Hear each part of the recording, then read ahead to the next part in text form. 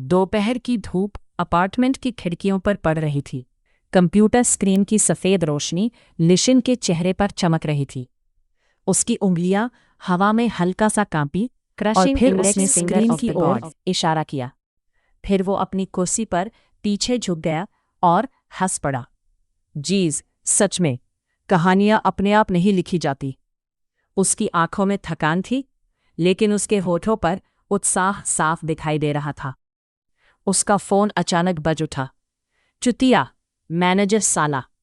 दूसरी तरफ से एडिटर की उत्साहित आवाज गूंजी। जो चीज आपने भेजी है वो कमाल की है। लिशन की आंखें फैल गई। हाँ है? सच में? बिल्कुल सच। ये मजेदार है, यूनिक है। उसका दिल तेजी से धड़कने लगा, लेकिन तभी एडिटर की आवाज थोड़ी गंभीर हो गई। हालांकि एक बड़ी समस्या है। लिशन तुरंत सीधा होकर बैठ गया। क्या? मैं अभी ठीक कर देता हूं। अगला चैप्टर कहाँ है? एडिटर हंस पड़ा। यार, ये तो असली सोना है। उसने राहत की सांस छोड़ी, लेकिन माथे पर पसीना आ गया। 3 दिन नहीं, 2 दिन में भेज दूंगा। वाह लेखक साहब, अब तो मैं भी अगला चैप्टर पढ़ने के लिए एक्साइटेड हूँ। कॉल कटते ही कमरे में फिर सन्नाटा छा गया, लेकिन इस बार लिशन के चेहरे पर डर और उत्साह दोनों थे। स्क्रीन के अंदर काली चींटियां इधर उधर भाग रही थीं। कुछ के ऊपर अजीब नंबर लिखे थे, 302, 404। उसने होंठ भींचे। तो इन चींटी हरामियों को मारना ही कंटेंट है। उसकी उंगली फिर आगे बढ़ी। क्रश। स्क्रीन पर संदेश चमका। Number 302 has been crushed. God coin dark has been dropped as a reward. उसकी आंखों में लालच की चमक उभरी। मुझे अगले चैप्टर के लिए खून पसीना बहाना पड़ेगा। चमकती स्क्रीन और लगातार कुचलती चींटियां। कुछ घंटों बाद उसने सिस्टम की दुकान खोली। वहां दर्जनों अजीब शक्तियां थीं, लेकिन उसकी नजर एक चीज पर जाकर रुक गई। Protection of the growth God, novice God. Price 1000 coins. उसकी सांस रुक गई। ग्रोथ, भगवान की शक्ति। सिर्फ नाम पढ़कर ही उसका दिल जोर जोर से धड़कने लगा। अगर ये नॉविस रैंक भी है, तब भी ये किसी मामूली शक्ति से कहीं ज्यादा होगी। उसने मुट्ठी भींच ली। ठीक है, जल्दी से 1000 कॉइन जमा करने होंगे। और फिर शुरू हुआ शिकार। उसकी उंगली स्क्रीन पर बिजली की तरह घूमने लगी। चींटियां भागती, मुड़ती, बचने की कोशिश करती, लेकिन एक एक करके कुचली जाती रही। लेकिन तभी एक अलग चींटी दिखाई दी। उसकी हरकत बाकी सबसे अलग थी। तेज, सावधान, जैसे उसे खतरे का एहसास हो। युवक स्क्रीन के करीब झुक गया। ये बाकी सबसे अलग लग रही है। अचानक चींटी उसकी उंगली से बच निकली। वहां चौंक गया। तू बच गई? उसकी आंखों में चुनौती की चमक आ गई।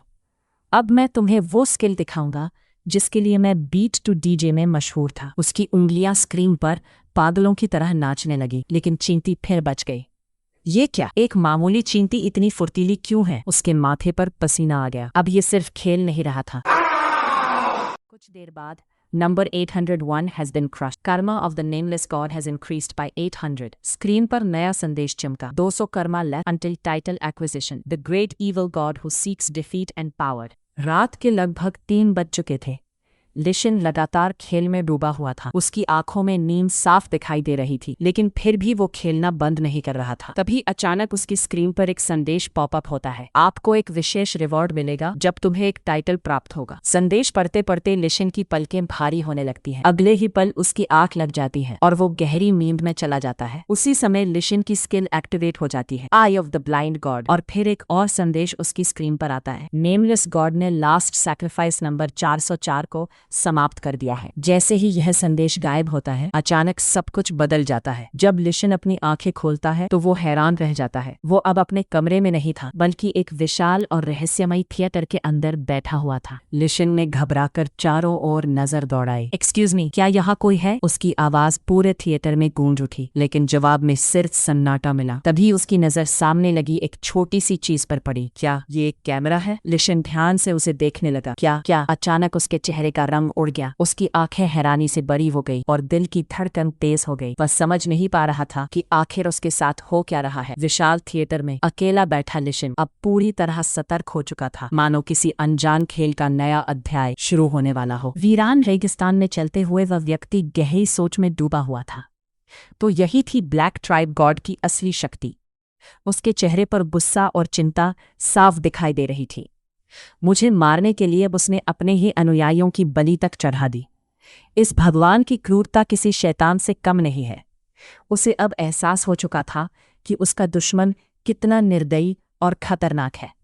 मेरे पास समय बर्बाद करने का वक्त नहीं है। उसकी आंखों में जल्दबाजी और चिंता झलक रही थी। मुझे जल्दी करनी होगी और अपने सभी भाइयों को इस खतरे के बारे में बताना होगा। यह कहकर वह तेजी से आगे बढ़ जाता है।